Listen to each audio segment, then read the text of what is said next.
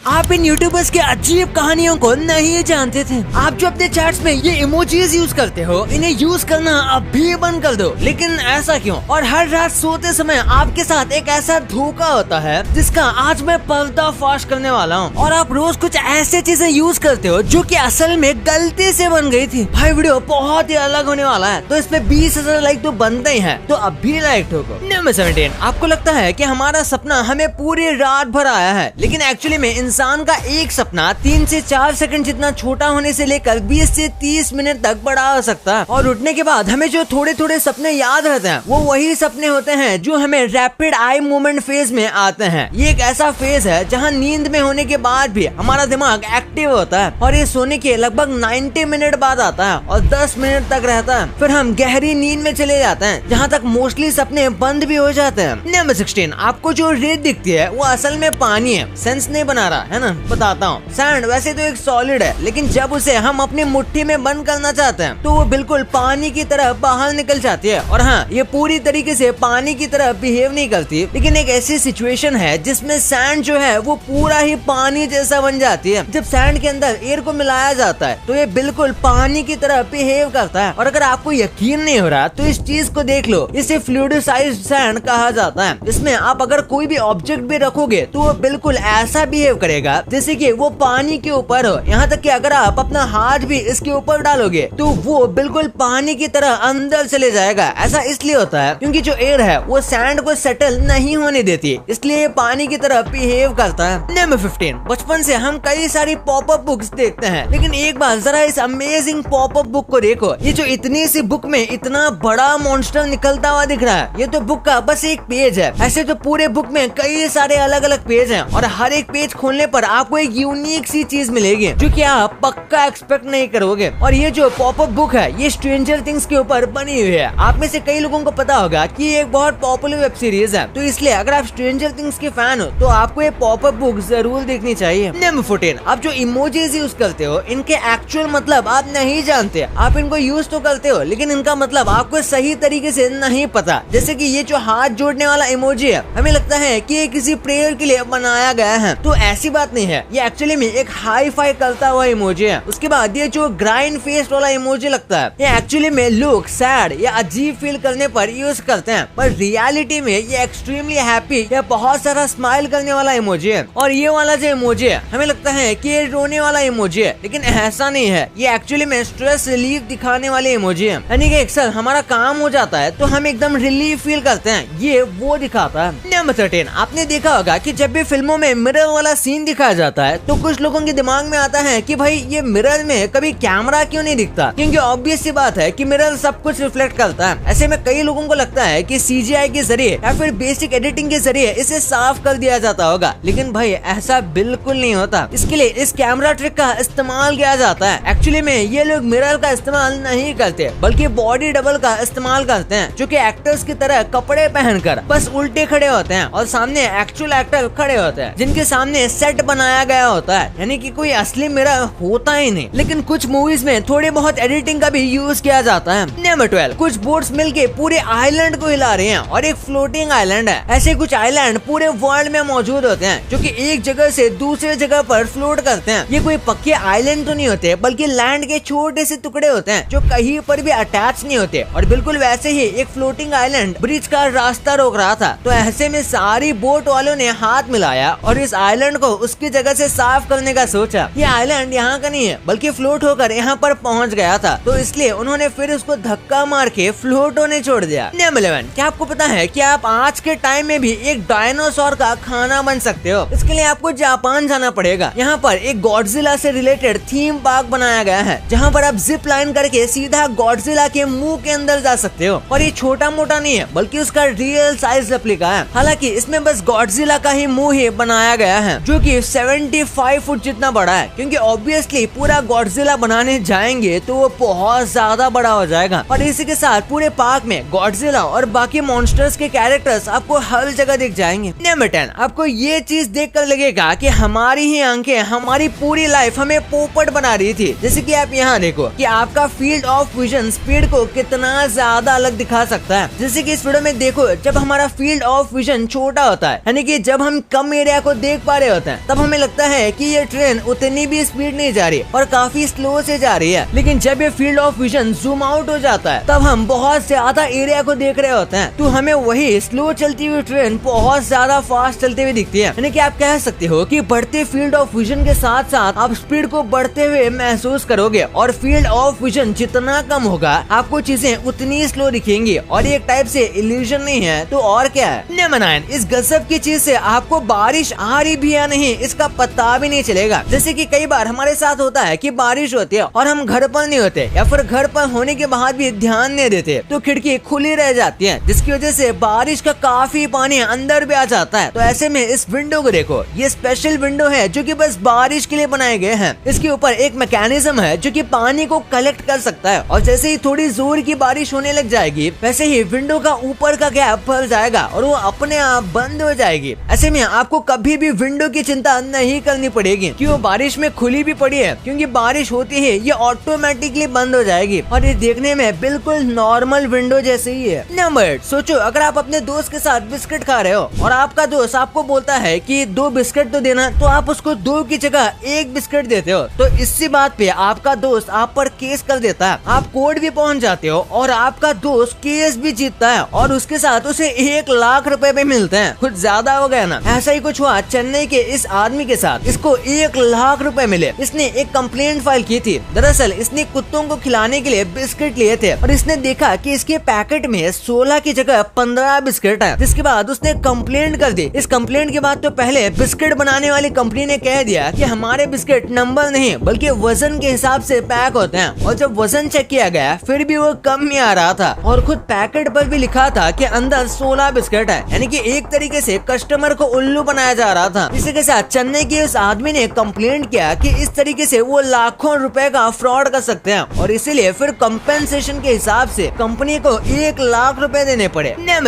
ये काफी शर्म की बात है, लेकिन हमें कहना पड़ेगा कि इंडिया के कई मिनिस्टर्स अपने नाम के एकदम ऑपोजिट होते हैं। यानी कि इंडिया में हेल्थ मिनिस्टर, एजुकेशन मिनिस्टर खुद ऐसे हैं जो कि अपनी पोजीशन के लिए परफेक्ट नहीं होते। और एक बार जरा इस चाइना के हेल्थ मिनिस्टर को देखो, इनका नाम है माओ शाओवी, और भले ही एक नजर में देखने पर लगे कि ये कोई अनहेल्दी बुढ़ा है, लेकिन ऐसी बात नहीं है। आप इनको काफी कमाल का फिटनेस स्टंट करते हुए देख सकते हो, जो कि बताता है कि कितने ज्यादा उम्र होने के बाद भी इनकी बॉडी कितनी ज्यादा स्ट्रॉन्ग है और इनके जो जॉइंट है वो भी काफी ज्यादा मजबूत है। सच में लगभग सभी देश में ऐसा ही होना चाहिए कि जो मिनिस्टर जिस पोजीशन पर है वो उस पोजीशन का हकदार हो। नंबर 6, हम इंसानों का एक डिवाइस मार्स पर ऑक्सीजन बना रहा है। नासा का जो परसिवरेंस रोवर है जो इस वक्त मार्स के चक्कर लगा रहा है, उसके अंदर एक खास टाइप का गैजेट फिट किया गया था जो कि धीरे धीरे करके ऑक्सीजन को बनाता है और रिलीज भी करता है। और इस रोवर ने सक्सेसफुली 122 ग्राम ऑक्सीजन रिलीज किया है। इतने ऑक्सीजन पर एक कुत्ता करीब 10 घंटे जिंदा रह सकता है। और ऐसा नहीं कि इस मशीन का काम पूरे मार्स में ऑक्सीजन फैलाना है, बल्कि वो बस एक्सपेरिमेंट कर रहे हैं कि किस तरीके से मार्स पर ह्यूमन सिविलाइजेशन को सरवाइव कराया जा सकता है और किस तरीके से ऑक्सीजन को बनाए। नंबर 5, भाई ये जो मेटल शीट्स है ना, ये देखने में जितने सिंपल लग रहे हैं, इनका बनाने का प्रोसेस बहुत गजब का है। यहाँ देख लो, एक सिंपल से मेटल शीट के लिए कितना कुछ किया जाता है। पहले एक सिंपल से मेटल शीट को लिया जाता है जो काफी थिन होती है और बस फिर रोलर के जरिए इसे ऐसे व्हील्स में पुश किया जाता है। ऐसे में ये जो व्हील्स होते हैं ये बहुत स्ट्रॉन्ग होते हैं और ये मेटल शीट्स में डेंट कर देते हैं, और ऐसे ही कुछ और रोलर से गुजरने के बाद पूरे मेटल शीट में डेंट हो जाते हैं। और ये डेंट बहुत ज्यादा इंपॉर्टेंट होते हैं ताकि ये मेटल शीट को स्टेबल बना सके। अगर ये डेंट नहीं होंगे तो मेटल की बस प्लेन शीट बैरियर की तरफ खड़ी नहीं रखी जा पाएगी। नंबर 4, अगर आपने कभी बड़े हॉल में या फिर स्टेडियम को देखा होगा तो इसमें काफी ज्यादा हिस्सा बस सिटिंग अरेंजमेंट जैसे कि चेयर या फिर बेंचेस ले लेते हैं। और इसी चीज को टैकल करने के लिए देखो इन कमाल के डिजाइन को। ये ऐसे अलग अलग डिजाइन है जहाँ पर जो बेंचेस और चेयर हैं वो रिट्रैक्ट हो जाते हैं और ऐसा करके आप पूरे स्टेडियम के पूरे हिस्से को इस्तेमाल कर सकते हो। इसमें से कुछ तो इतने ज्यादा कमाल के तरीके से बनाए गए हैं कि जो बेंच और चेयर होते हैं वो जमीन के अंदर चली जाती हैं। ये मैकेनिज्म देखने में बहुत ज्यादा आउट ऑफ दिस वर्ल्ड लगता है और ये ऐसा लगता है कि किसी मूवी का सीन हो, लेकिन अब ऐसे सिस्टम कई जगह पर इस्तेमाल हो रहे हैं और इंडिया में भी ये जल्दी आएंगे। नंबर 3, हाथी के छोटे बच्चे अपने सूंड को नहीं उठा सकते। इंसानों के बच्चे जैसे पैदा होते ही चलना नहीं सीखते, बिल्कुल वैसे ही जो हाथी के बच्चे होते हैं वो पैदा होते ही अपनी ट्रंक यानी कि सूंड को कंट्रोल करना नहीं सीख पाते, जिसकी वजह से आपको आपको बेबी एलिफेंट कई बार ऐसी हरकतें करते हुए दिखेंगे। इसे देखकर हमें लगता है कि ये एलिफेंट कितना ज्यादा क्यूट है और कैसे अपने साथ ही खेल रहा है। और ये बात बिल्कुल सही है कि ये बहुत क्यूट लगते हैं, लेकिन ये अपने साथ खेल नहीं रहे होते, बल्कि इन्हें अपने ट्रंक को कंट्रोल करना नहीं आता, यानी कि इनके पास कोई और ऑप्शन नहीं होता, जिस वजह से ये कई बार ऐसी हरकतें ना चाहते हुए भी कर देते हैं और इनको अपने ट्रंक को कंट्रोल करना सीखने में करीब 1 साल का समय लगता है।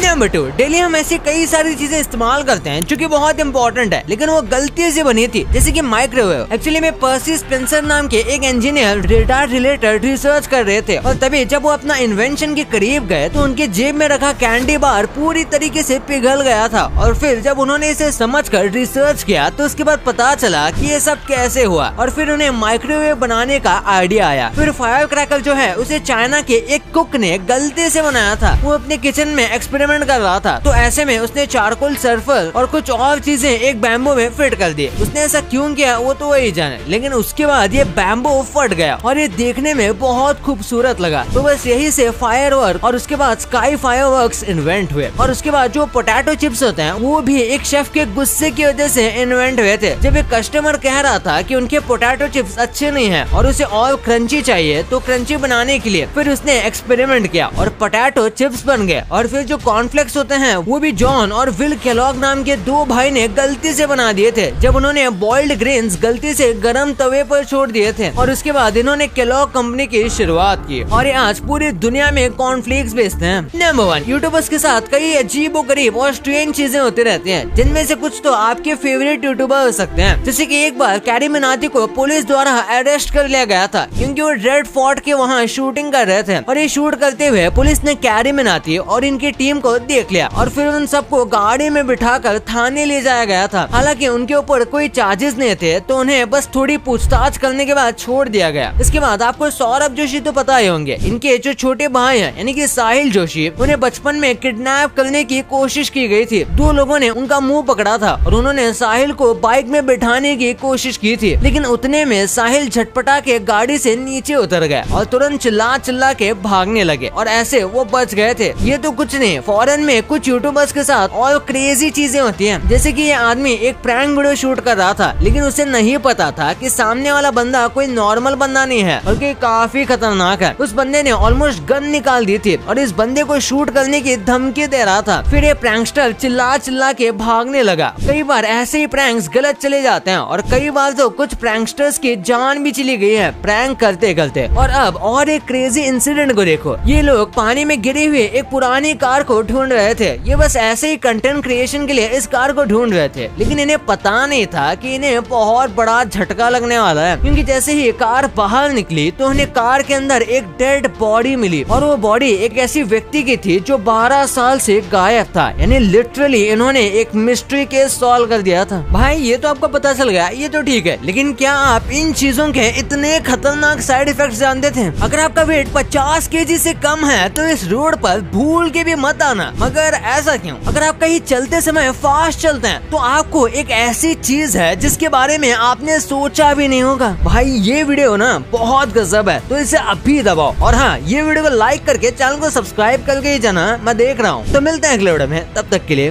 बाय।